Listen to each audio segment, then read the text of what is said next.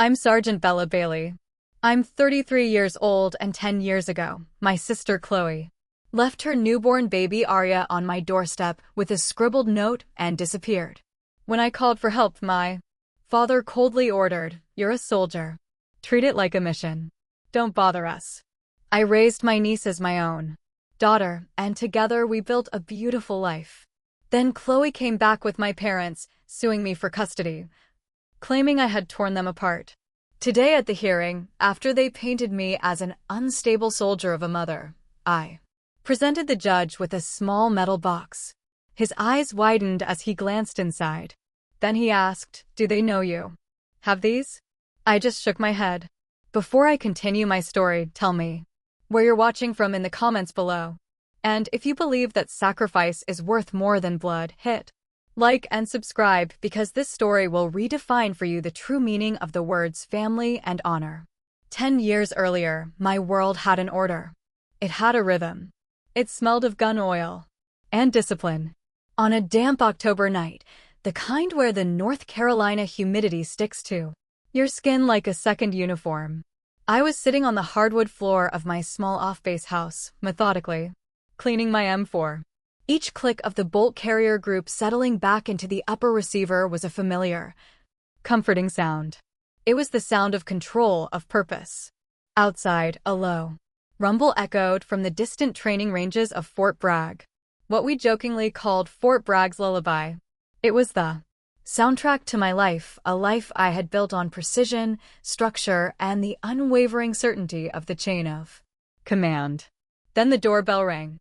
The sharp, piercing chimes sliced through the quiet rhythm of my evening. It was jarring, out of place. No one just drops by. Not here. I laid the rifle components carefully on the cleaning mat. My movements economical, ingrained by years of training. I walked to the door, my senses on alert.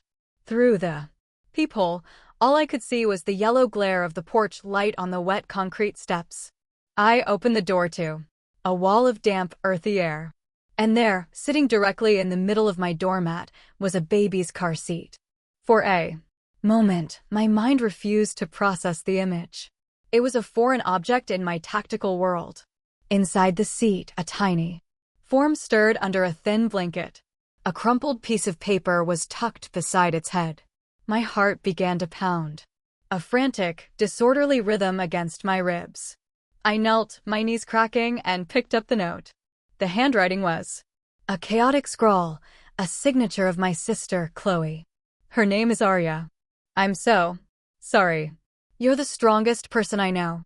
Strong. The word hit me not like a compliment, but like a lead weight to the gut. Being strong wasn't a choice. It was the role I'd been assigned my whole life.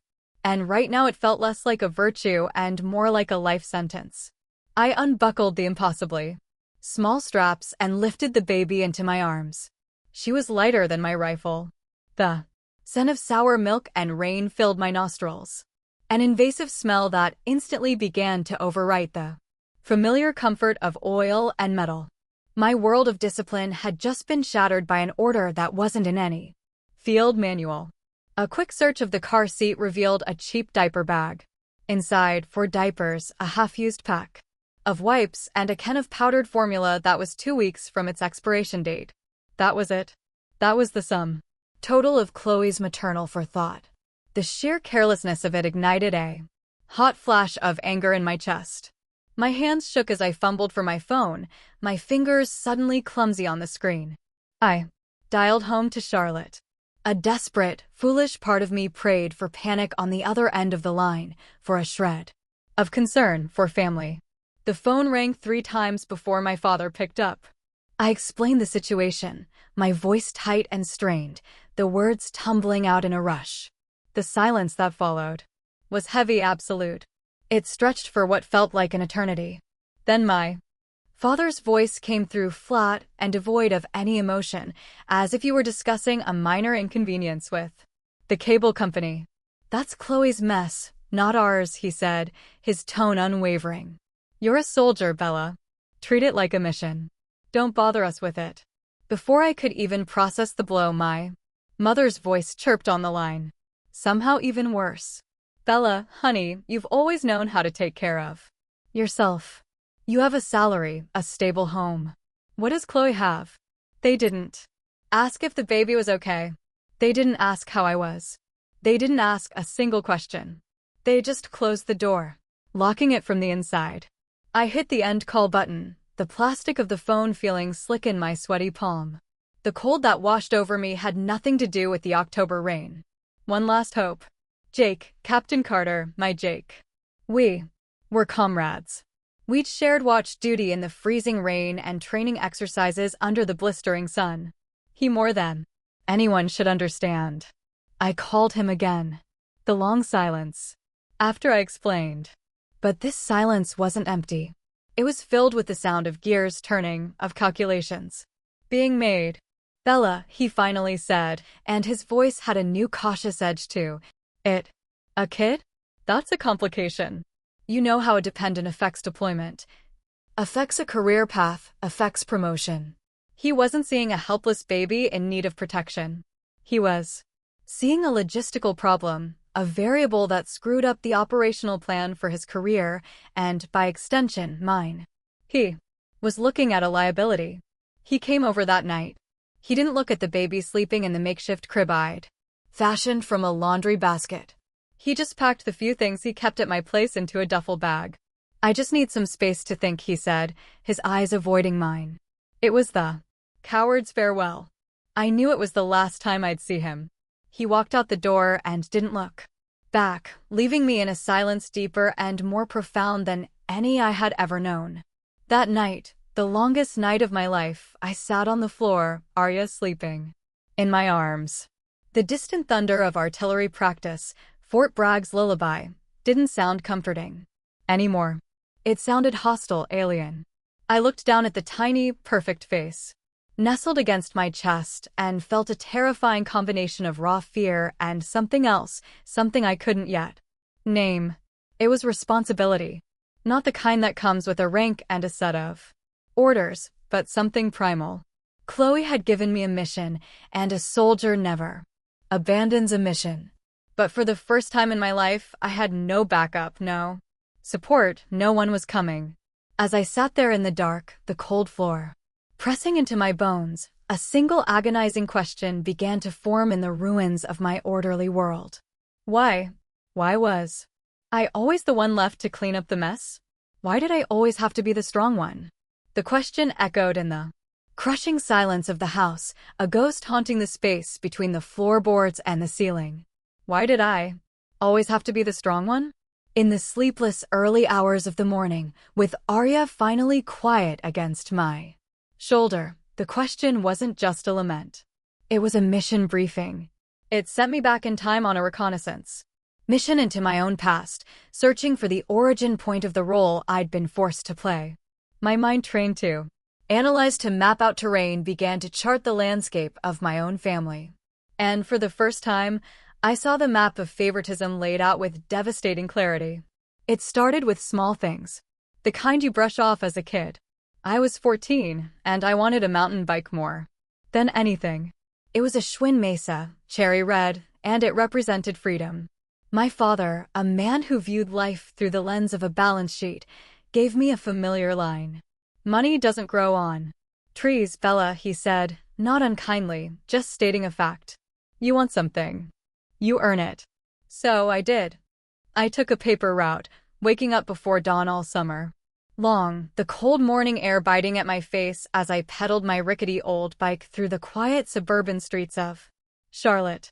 The weight of the newspapers in the basket was a constant satisfying ache in my muscles. By August, I had the money. The bike was mine. I had earned it. That same fall, Chloe failed an art class. Her tears were a dramatic house-shaking event. My parents didn't tell her to try harder or study more. Instead, they took her to the art supply store and bought her a professional-grade easel and a set of expensive oil paints. You have a gift, sweetheart, my mother cooed, stroking her hair. Don't let a silly grade discourage your talent. I stood by watching the calluses on my hands from the bike's handlebars suddenly feeling rough and clumsy. It was then I understood the fundamental operating procedure of our family. My effort was expected, a given. Chloe's feelings were a fragile, precious commodity that had to be protected at all costs. I was the workhorse. She was the orchid in the greenhouse. The map became clearer a few years later with 2 letters. Mine came in a crisp formal envelope bearing the seal of the United States Military Academy at West Point. An appointment to West Point. It was an honor, a monumental achievement that I had bled for through years of perfect grades and grueling physical training. I handed the letter to my father. He read it, his face impassive, and gave a single curt nod. He turned to my mother and said, as if I wasn't even in the room, "Well, at least we don't have to worry about her tuition." It wasn't praise. It was a cost-benefit analysis. My success was measured in dollars saved. A month later, Chloe's letter arrived. It was from a small, obscure liberal arts college with a non-competitive arts program. My parents threw a party. They bought a sheet cake from Harris Teeter and invited the neighbors. I remember my mother beaming with pride, telling Mrs. Henderson from next door is following her passion. We're just so proud that she's chasing her dream. They were proud of a vague, uncertain dream, but my tangible hard won achievement was merely a practical solution to a financial problem. The line between us was no longer invisible. It was a deep, uncrossable canyon. On one side stood duty and responsibility. On the other, privilege and passion. The final coordinates on the map were drawn by a phone call. I was a private first class at the time, living off a salary that barely covered my expenses. Chloe called me from some city out west, sobbing, saying she was broke and couldn't pay her rent. Without a second thought, I wired her almost everything I had saved, leaving myself with just enough to eat ramen for the rest of the month. When I later asked my parents why they hadn't helped her, my mother sighed that long-suffering sigh I knew so well. "Honey, sending her money just enables her. You're the older sister. You're more responsible. It's better coming from you." There it was. The mission statement they had written for me. I wasn't just their daughter. I was Chloe's safety net. The designated problem solver, the unpaid, unthanked third parent tasked with managing the consequences of their failure to raise her. They didn't teach her responsibility. They outsourced it to me. Pacing the floor with the warm, sleeping weight of Arya in my arms, the fragments of memory clicked together like the action of my M4. The truth settled not with a bang, but with a quiet, hollow ache. I was never the daughter they wanted. I was too disciplined, too self-reliant, too practical. I didn't need them, and my independence felt like a rejection of their role as protectors. Chloe, with her manufactured crises and emotional chaos, was the one who made them feel needed, made them feel like parents. Their love for me was the calm, detached affection one has for a safe stock market investment. Their love for Chloe was the frantic, desperate love for a high-risk, high-drama passion project. And Arya, this innocent child sleeping in my arms, was in their eyes just another piece of collateral damage from that failed project. I stopped pacing and looked down at her. They had built this box for me, labeled it the strong one, and sealed me inside it. But looking at Arya, I knew I couldn't let her grow up in its shadow. The past was a map that explained how I got here, but it wasn't going to be the map for where we were going. The resentment in my chest slowly cooled, hardening into something else. Resolve. The question was no longer why. The question now was, what? What do I do now? Resolve is a cold, hard thing. It doesn't leave room for tears or second viewing. The morning after Jake walked out, after a night spent staring into the darkness, the answer to the question of what now was waiting for me in the first rays of dawn. It was a single, terrifying, and unavoidable course of action. I looked at Arya, sleeping peacefully in her laundry basket crib, and I knew that the life I had meticulously planned, the path of an infantry soldier defined by deployments and field exercises, was over. The mission had changed. With my uniform pressed to perfect creases, I walked into my company commander's office.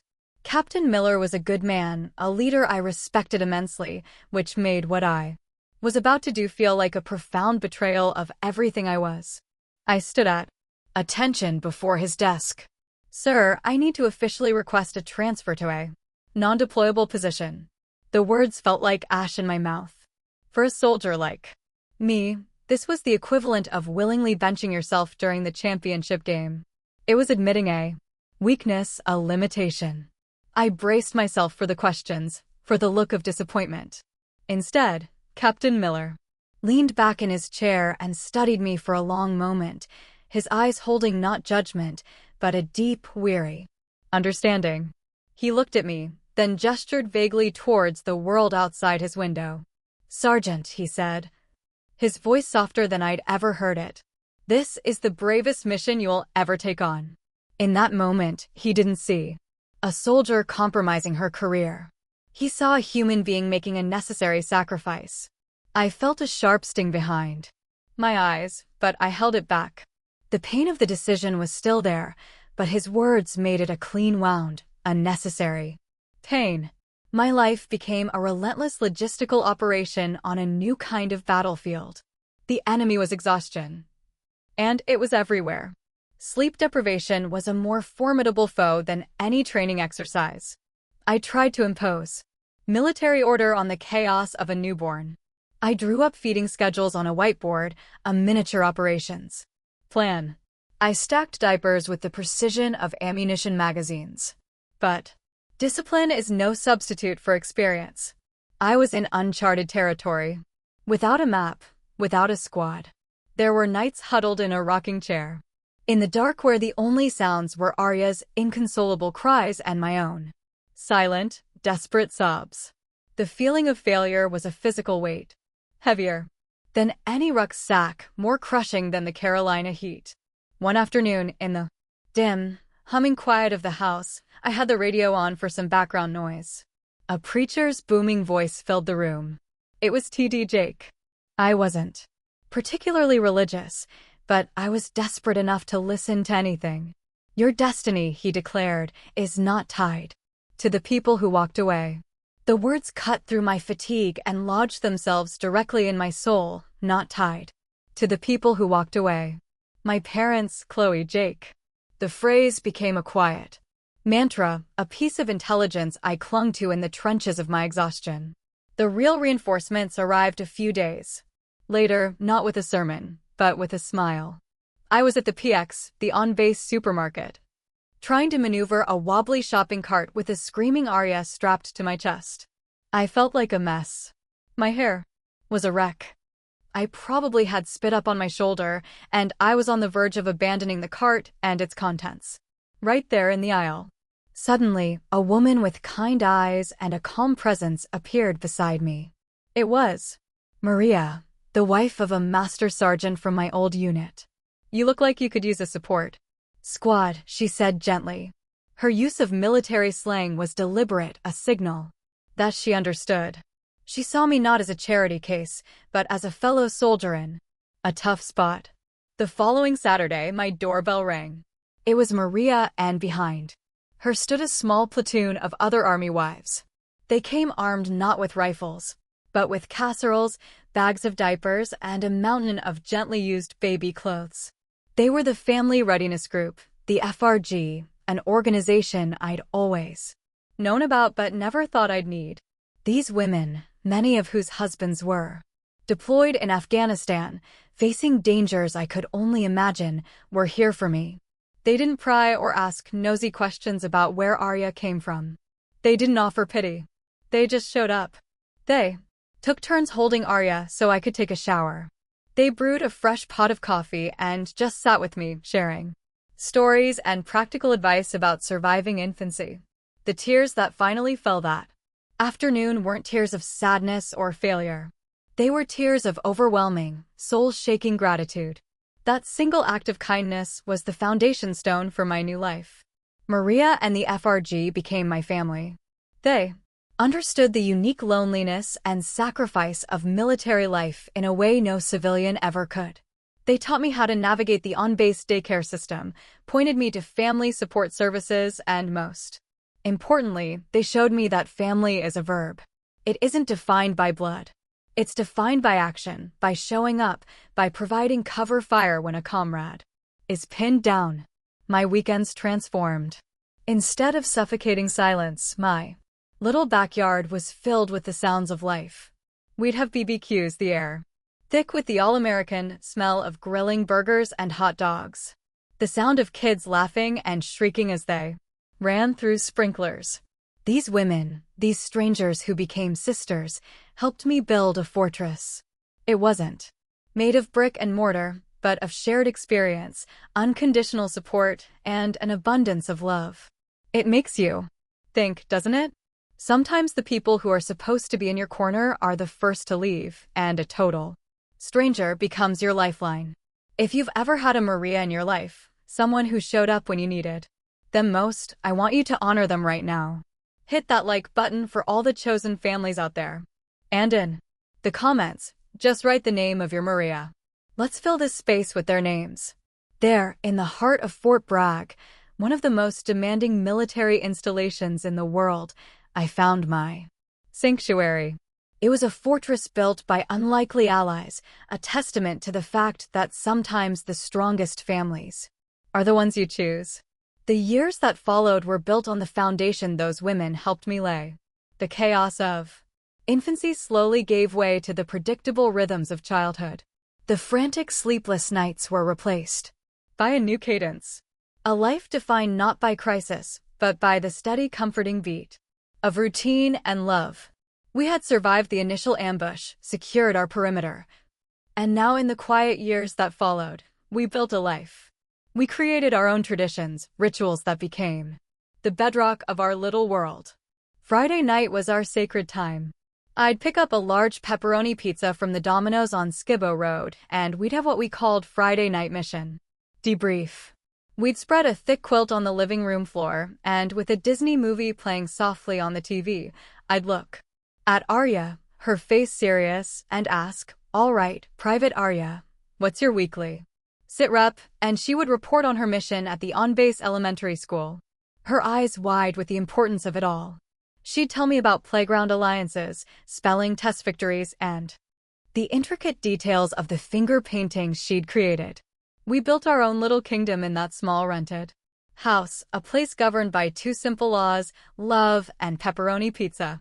There was a quiet joy in those moments, a profound sense of peace that I had never known before. It was a happiness I hadn't inherited or been given. It was a happiness I had fought for, inch by bloody inch. Ariel grew up as a proud Army brat, and the rhythm of Fort Bragg was the only music she knew. She could tell the difference between the deep whump-whump of a Blackhawk and the heavier double-rotor beat of a Chinook helicopter passing overhead. She knew that the clear, crisp notes of revel played over the base-wide speakers at dawn meant it was time to wake up, and the solemn notes of retreat at 5 o'clock meant the duty day was done. She never saw this life as lacking to her. It was a world of heroes, her world. I will never forget the Veterans Day parade when she was 6. She stood on the sidewalk, clutching a small American flag, her face a mask of concentration as my unit marched past. When she saw me, her face exploded into a grin. "That's my mom," she yelled, her small voice cutting through the sound of the marching band. "My mom's a soldier." In that instant, every sacrifice, every difficult choice, every moment of doubt, it all crystallized into a single perfect point of pride. I hadn't just given her a home. I had given her something more valuable than any trust fund. I had given her a legacy of honor. The hard questions came as I always knew they would. When she was 7, sitting on the edge of her bed one night, she asked about her other mother. I had prepared for this mission. I pulled out a small photo album I'd made, its pages filled with pictures of her first few years. Tucked in the back were a couple of carefully chosen photos of Chloe smiling from a time before everything fell apart. I sat beside her, the weight of her small body warm against my side. "This is your Aunt Chloe," I said, softly, my voice even. "She gave you to the world, Arya, and that was the greatest gift anyone could give." But at that time in her life, she wasn't ready for a mission as big as being a mom. So she gave that mission the most important mission of all to me. And it is the honor of my life to carry it out. I told her the truth, but I told it through a soldier's lens. I focused on the mission, not the failings of the person who assigned it. That peace, however, was occasionally disturbed by ghosts from my past. My parents would visit sometimes, usually just a brief stop on their way to their annual vacation at Myrtle Beach in South Carolina.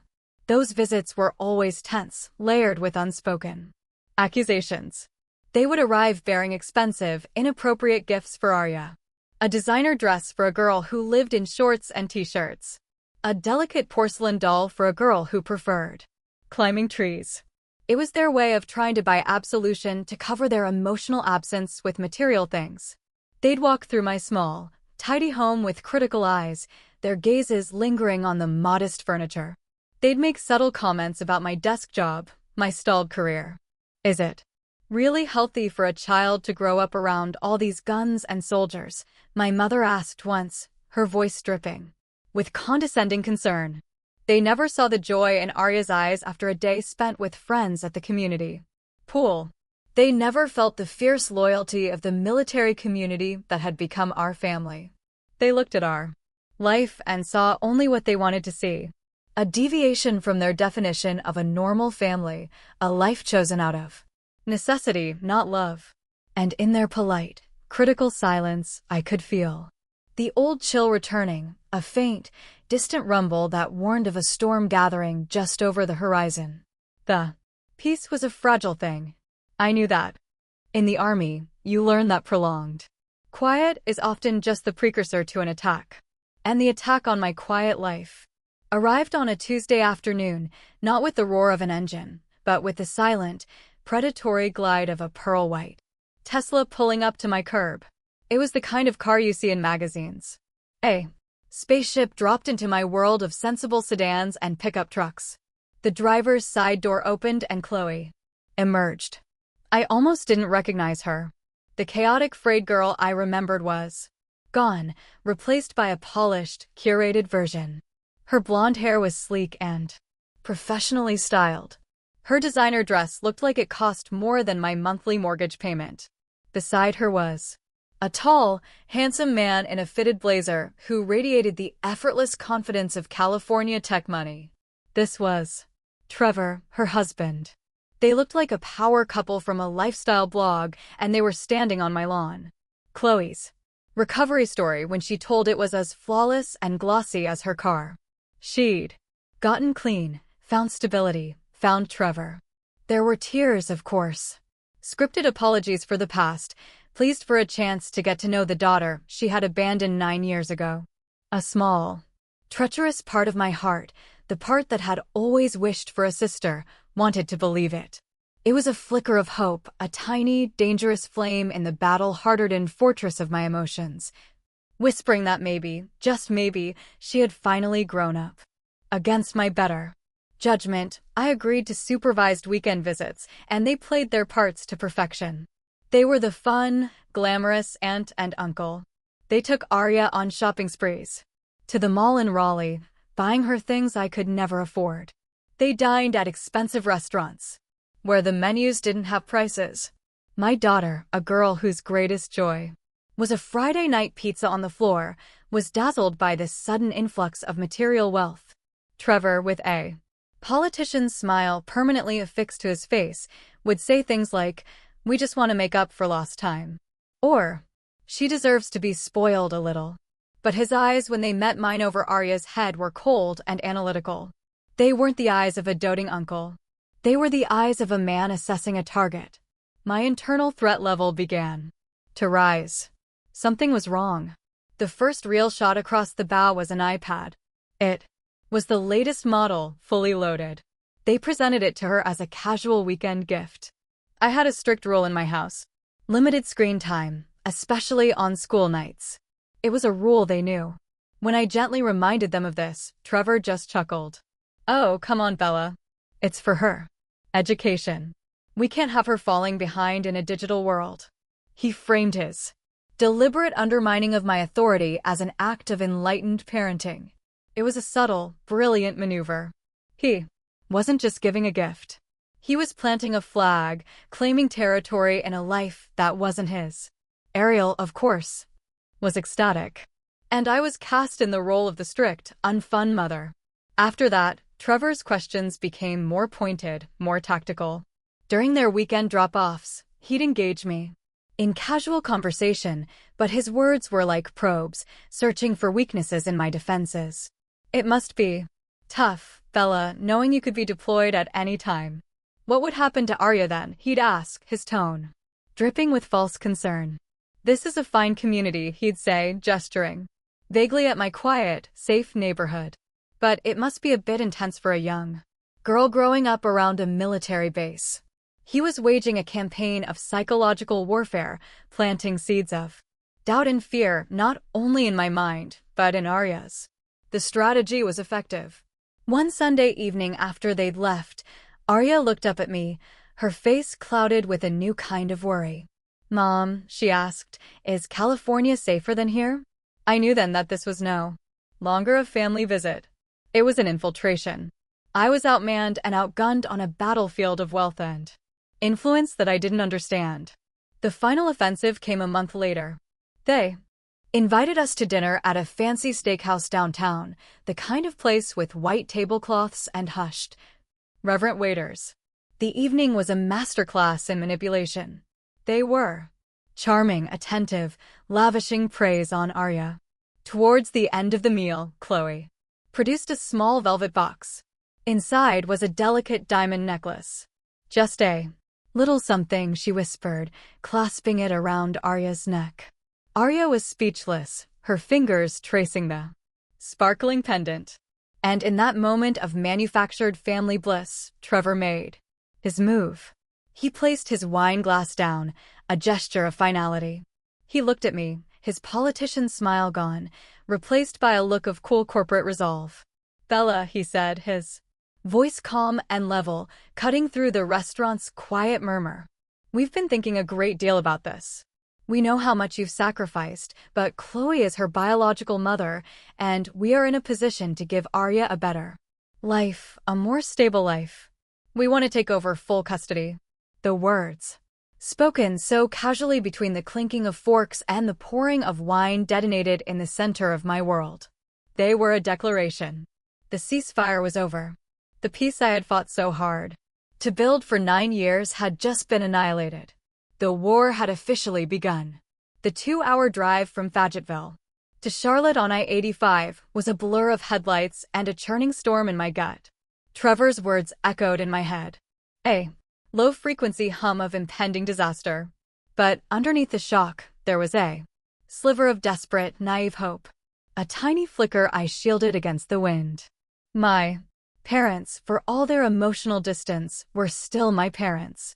They could be dismissive. They could be cold. But they couldn't possibly sanction something so monstrous. This was a line that couldn't be crossed. They couldn't endorse the kidnapping of a child disguised as a custody claim. They had to be my last line of defense, the final fallback position. I clung to that hope like a soldier clings to a trench in a firefight, whispering to myself that blood had to mean something. I pulled into the familiar driveway of the suburban brick house I grew up in, the house that was supposed to be synonymous with safety. But the moment I stepped inside, I knew I had walked into an ambush.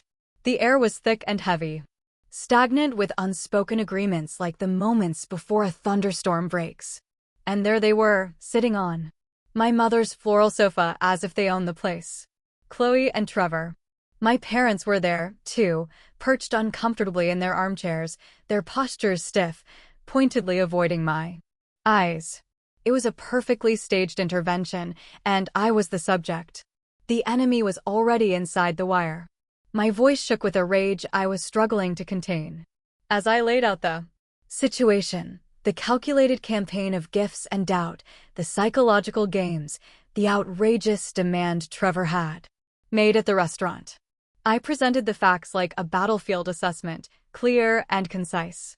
I looked to my father, expecting, pleading for a flicker of paternal outrage on my behalf, for him to stand up and restore order. Instead, he cleared his throat, his face a mask of detached pragmatism. Bella, we have to be realistic here, he began, his tone maddeningly level. We have to think of what's best for the child. Trevor is a successful businessman. Chloe. She's changed. The words were a physical blow, a stunning tactical failure, but it was my mother's voice that delivered the kill shot. She looked at me, not with sympathy, but with an expression of weary annoyance, as if I were a long-standing problem she had finally grown tired of solving. We've known about this for a while, Bella, she said, her voice laced with reproach. Chloe has been calling us for the past 3 years. The floor dropped out from under me. 3 years. The words detonated. In the quiet room. It wasn't just support. It was a conspiracy. A long-term calculated deception. While I was raising Arya, attending parent-teacher conferences, nursing fevers, and building a life, they were on the phone with Chloe, listening to her curated narrative of regret, believing her polished lies. They hadn't just chosen a side. They had been secretly allied with the enemy for years. The last of my control shattered. How could you? The words tore from my throat, raw and ragged. How could you do this to me? I gave up 10 years of my life. For her, for this family. My mother's face hardened, her expression turning to ice. And what a 10 years it's been, she said, her voice dripping with venom. Your army career has made you cold, Bella. It's made you hard. Arya needs a real mother, not a commanding officer. Each word was a precision strike aimed at the very core of my identity, turning my service into a flaw. She leaned forward, her eyes merciless, delivering the final devastating volley. You can't give her a father. Trevor can. A family should have a mother and a father, Bella. It's what's natural. And there it was. The ultimate betrayal. They weren't just taking my sister's side. They were weaponizing my sacrifice. They were taking my strength, my discipline, my entire life's work as a soldier and twisting it into a disqualification for motherhood. They were telling me that my love, the fierce, protective, all-consuming love of a single mother was unnatural, insufficient, wrong. My father sealed the verdict. It's time you gave back. What isn't yours, Bella, he said quietly, his voice carrying the weight of a final judgment. It's the right thing to do. Something inside me snapped. The hot, searing rage vanished, extinguished in an instant. In its place, a terrifyingly calm, cold resolve settled into my bones. A core of solid ice. The tears that had been threatening to fall simply evaporated. I looked at them. These two strangers wearing the faces of my parents, my sister with her carefully rehearsed crocodile tears, and her slick, predatory husband. In that moment of absolute despair, as they all stared at me, waiting for my surrender, the words of the soldier's creed echoed in the silence of my mind. I will never quit.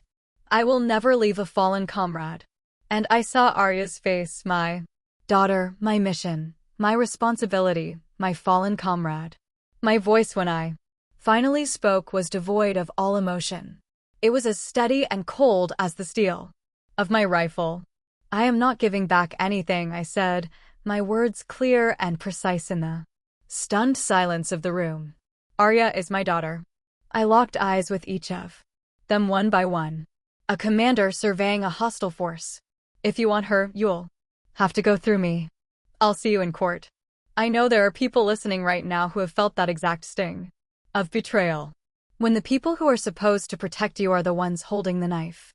A parent's first and most sacred duty is to protect their child. If you believe that, hit the like button for every child who deserves a protector. And in the comments, I want you to write 2 simple words that say it all. A. Parent protects. I turned my back on them on the wreckage of what I once called a family and walked out the door. The ambush had failed. The final line had been drawn. The last drop had fallen. This war, I would fight it to the very end. The drive back to Faggotville was different. The rage was still there, a white-hot core in my chest. But it had been transformed. It was no longer a chaotic storm. It had been forged into something cold, hard, and sharp. It was fuel. War had been declared. And a soldier does not fall apart when war is declared. A soldier prepares. My grief was a luxury I couldn't afford. A piece of non-essential gear to be packed away into a footlocker in my mind to be dealt with later. Now it was time to plan the mission. The first objective was to secure a commander. The morning after I returned to Fort Bragg, before the sun had even fully risen, I was in the waiting room of a downtown law office. Maria had given me the name. David Chin, she'd said he's a bulldog. Used to be Army Jag. The office was small and unassuming, the air smelling of old paper and stale coffee. I sat ramrod straight on the edge of a worn vinyl chair, my hands clasped on my knees, fighting the urge to fidget. This was a different kind of vulnerability. Not facing enemy fire, but preparing to expose a decade of personal pain to a complete stranger. The man who finally greeted me was not what I expected. David Chin was a compact Asian American man whose sharp, intelligent eyes seemed to assess everything at once, missing nothing. He didn't offer platitudes or empty reassurances as I laid out the last 10 years of my life on the polished surface of his desk. He listened, his fingers steepled, his expression unreadable, letting the silence hang in the air after I finished. He was silent. For a long moment, his gaze unwavering. Then he leaned forward. "Sergeant," he said, his voice quiet but firm. "In the JAG Corps, we don't win cases with impassioned speeches. We win them with evidence, with witnesses.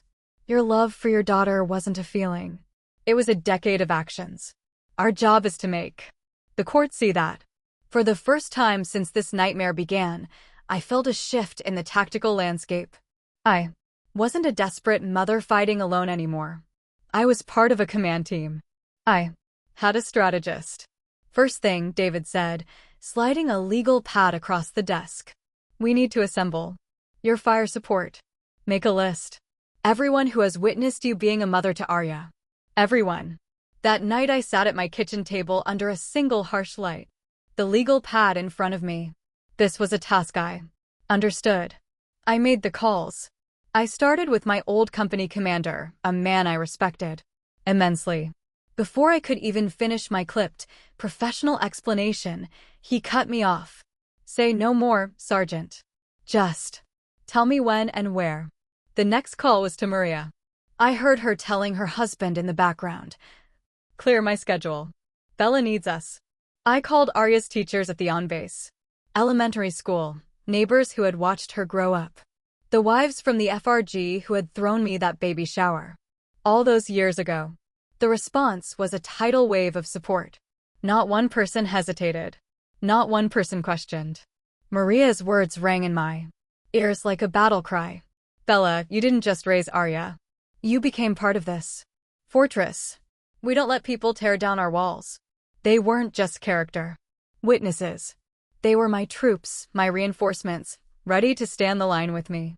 My next meeting with David, I brought up my unease about Trevor. "His story is too perfect," I explained. The words feeling inadequate, the tech wealth, the seamless recovery for Chloe. "It feels staged. Too clean." David nodded slowly, a glint in his sharp eyes. "A good soldier always trusts their gut," he said. "It's your built-in threat detection system." He recommended a private investigator, a retired cop-out in California named Frank Miller. "He's a gruff son of a," David warned. "But he finds things people don't want found." The cost was staggering. I looked at my bank account online later that day. The numbers staring back represented a decade of careful saving, of foregoing vacations, of driving a 10-year-old car. It was my safety net. And in one click, I was about to cut it loose. But then I pictured Trevor's smug, confident smile, and the choice was simple. A safety net is useless if the ground beneath you is already gone. I authorized the expense without a second thought. If there was a weakness in my enemy's defenses, I needed reconnaissance to find it. That night, I pulled my old copy of Sun Tzu's The Art of War from the bookshelf. "Know your enemy. And know yourself," I read. and you will not be imperiled in 100 battles. The final piece of my strategy came to me by accident. While gathering financial records for David Utility, bills, grocery receipts, anything to document my life with Arya, I pulled an old metal footlocker from the back of my closet. The hinges creaked open, releasing a faint scent of cedar and old paper. My fingers trembled slightly as I lifted out the first stack of documents. It was all there. Printed emails sent to my parents announcing Arya's first steps, her first words, all met with polite one-sentence replies or more. Often silence. Text messages from Chloe, a litany of desperate pleas for money over the years, each one promising it would be the last time. Every hospital bill from every childhood illness, every receipt for school supplies and birthday presents, every tuition payment for daycare. Each piece of paper was a silent testament to their abandonment and my commitment. I had saved them not out of spite, but as a soldier's meticulous record-keeping. But now, seeing them all together, I realized what they truly were. I brought the box to David's office. He didn't rush. He went through each document one by one, laying them out on his conference table like a mosaic of neglect.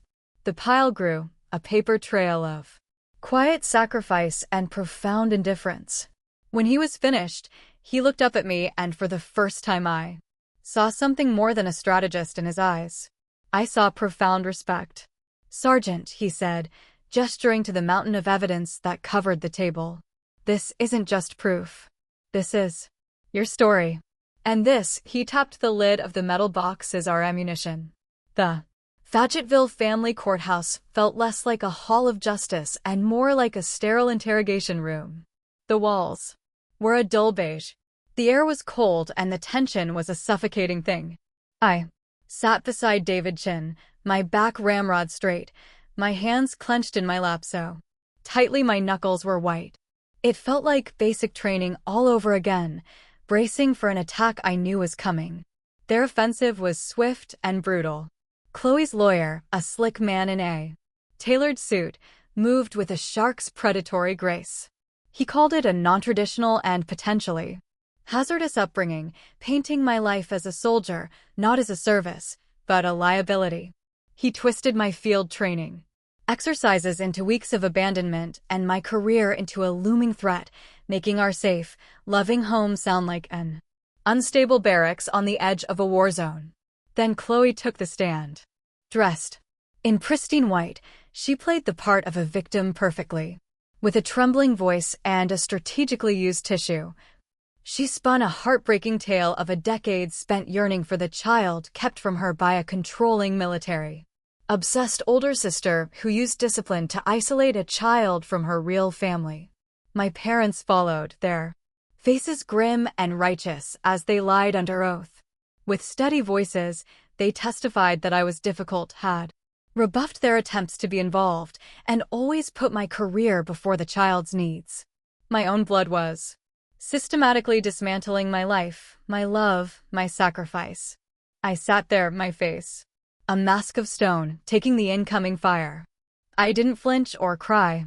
I just absorbed each lie like a physical blow. Then David Chin stood up. The entire dynamic of the room shifted. "The defense calls its first witness," he said calmly, retired Captain John Miller. My old company commander walked to the stand, his presence filling the room with an undeniable authority. He spoke of my record, my integrity, and my courage. "Sergeant Bailey," he said, his voice clear and strong, "is the most responsible soldier I've ever had the honor of commanding. When she takes on a mission, she sees it through, no matter the cost. And for the last 10 years, her most important mission has been her daughter." Next came Maria, her face a mixture of sorrow and fierce loyalty. Through tears, she told the court about the exhausted soldier she'd found struggling in the PX and how the army wives became our family. She described the baby shower, the barbecues, the school events. "Bella didn't just raise a child," Maria cried, her voice thick with emotion. "She built a life. She built a home. She did it all by herself." When her own family turned their backs, Arya's third-grade teacher followed. She presented Arya's straight-A report cards and spoke of my consistent presence at parent-teacher conferences and my volunteer work for the school bake sale. She painted a picture not of a soldier, but of a dedicated, deeply involved mother. Together, my troops, my family, had built a defensive wall of truth around me brick by brick. It was then that I saw it. David glanced down at his phone, which had buzzed silently on the table. A small, almost imperceptible smile touched the corner of his mouth. He stood up, his timing impeccable. "Your Honor," he said, his voice cutting through the quiet courtroom. "The defense has just received new evidence of a highly critical nature. I request permission to approach the bench." The judge, a stern-faced woman with sharp eyes, nodded. A bike courier handed a sealed manila envelope to the bailiff, who passed it to David. The room held its breath. The only sound was the rustle of paper as David presented the contents to the judge. I watched her expression shift. Her eyes widened, her jaw tightened. She looked up, her gaze falling on Trevor and my parents with undisguised contempt. When she nodded, David turned to face the room. The strategist was now an executioner. "Your Honor," he began, "my client has been accused of being financially unstable. Yet, this report from a private investigator in California shows that Mr. Trevor Hayes' tech company is currently under investigation for investor fraud and is on the brink of catastrophic bankruptcy." A collective gasp went through the courtroom. Trevor's face went white, the confident smirk completely erased. Chloe stared at him, her mouth hanging open in disbelief. "But that's not the most important discovery," David continued, his voice dropping, forcing everyone to lean in. "The investigator also found a recently probated will. It belongs to a man who passed away 6 months ago. A man who, it turns out, was Arya's biological father from a brief relationship with Ms. Chloe Bailey in college. A man who, unbeknownst to anyone, had become incredibly wealthy. A man who left his entire estate, a multi-million-dollar trust fund, to the daughter he never knew he had." The truth detonated in the silence. It was never about motherhood. It was a heist, a desperate, disgusting money grab. Before anyone could recover, David walked to our table and picked up the old metal footlocker. He placed it on the witness stand with a heavy final thud that echoed in the silent room. "And now, Your Honor," he said, his voice ringing with righteous fury, "we present a decade of love to contrast with a decade of lies." He opened the lid. He held up a printed email. An email from my client to her parents dated 7 years ago, begging them to attend Arya's kindergarten graduation. The reply in its entirety: "Sorry, we have a golf tournament that weekend." He held up a text message. A text from Ms. Bailey to my client dated 4 years ago. "OMG, Bella, I'm so broke. Can you send me $500? I swear I'll pay you back," he continued. A relentless barrage of facts, reading dates and dollar amounts from medical bills, receipts for birthday presents, tuition for daycare. It was a crushing avalanche of truth. With every word, Trevor seemed to shrink. Chloe sat frozen, her face a mask of horrified realization. And my parents simply stared at the floor, their faces gray, their grand deception shattered into a million pieces at their feet. The war was over. The judge's final words landed not with the boom of an explosion, but with the quiet, profound clarity of a bell tolling in the silence after a battle. She was an older woman with silver hair and eyes that had seen too much to be fooled by theatrics. She didn't just dismiss Chloe's petition. She spoke directly to me, her voice resonating with a formal, powerful respect that I had spent my entire life craving from my own family. "Sergeant Bailey," she said, her gaze steady and unwavering, "you have not only served this country with honor, but you have undertaken a far greater mission with extraordinary courage. Your motherhood is not in question here. It is, in fact, the most compelling evidence presented in this court." The relief that washed over me was so immense it was almost painful. A physical weight lifting from my chest. that I didn't realize I had been carrying for 10 years. It was validation. Not just a legal victory, but a declaration of my worth from an impartial arbiter of the truth. It was the recognition my own parents had never been capable of giving me. The war was over. But now came the difficult part: clearing the battlefield. As we were leaving the courtroom, my parents intercepted us in the hallway. The change in them was shocking. They looked defeated. All the righteous certainty had been stripped away, leaving them looking frail and 10 years older. My father stepped forward, his face etched with a confusion that bordered on despair. "Bella, he began, his voice raspy, but I held up a hand, a gesture that was both a halt and a shield. The rage was gone. The hurt was still there, a deep foundational ache. But the fire had burned out, leaving behind a cold, hard clarity. "There's nothing left to say," I said, my voice even and calm, devoid of the anger they were likely expecting. It was the voice I used on the training field, the one for delivering orders, not for arguments. "Arya and I are staying in Fort Bragg. This is our home." I looked them both in the eye, ensuring they understood the finality of my words. "If you want to be a part of her life, it will be on my terms. There will be no more expensive gifts to buy her affection. There will only be time and sincerity. And trust," I added, letting the word hang in the air between us. "Will take a very long time to rebuild." I didn't wait for a reply. I saw the flicker of protest in my mother's eyes, the crumbling devastation on my father's face, but I didn't engage. I took Arya's small hand in mine, squeezed it, and walked away, leaving them standing in the echoing silence of the courthouse corridor. A week later, a letter arrived.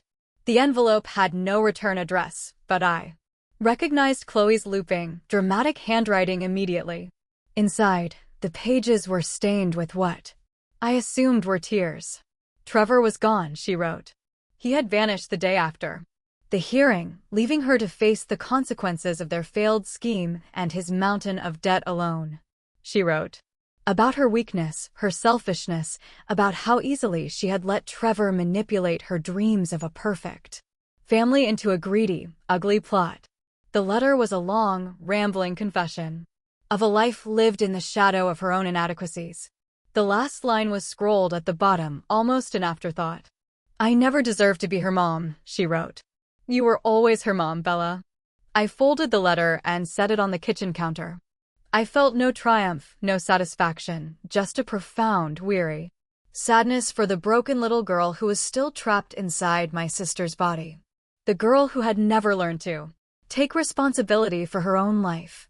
My great-aunt, a woman of deep faith, used to quote the Bible to me. "The truth will set you free." The truth had been my weapon in court, and it had won me my freedom. But seeing Chloe's words, I realized the truth hadn't set her free. It had just left her alone in a prison of her own making. I didn't reply to the letter, but I didn't throw it away either. I tucked it into the back of a drawer for another day. Maybe that evening, as the sun began to set, casting long shadows across the neatly manicured lawns of our neighborhood, I sat with Arya on our front steps. We were sharing a pint of her favorite ice cream, mint chocolate chip, passing it back and forth between us with one spoon. The air was warm, filled with the familiar sounds of kids playing down the street and the distant rhythmic thud of artillery practice. Fort Bragg's lullaby now restored to its comforting cadence. We sat in comfortable silence for a while, just watching the world go by. Then Arya leaned her head against my shoulder, her small body relaxed and content. "Is it over, Mom?" she asked, her voice a small whisper. "Is everything okay now?" I wrapped my arm around her, pulling her close, the sweet smell of mint and chocolate filling the air.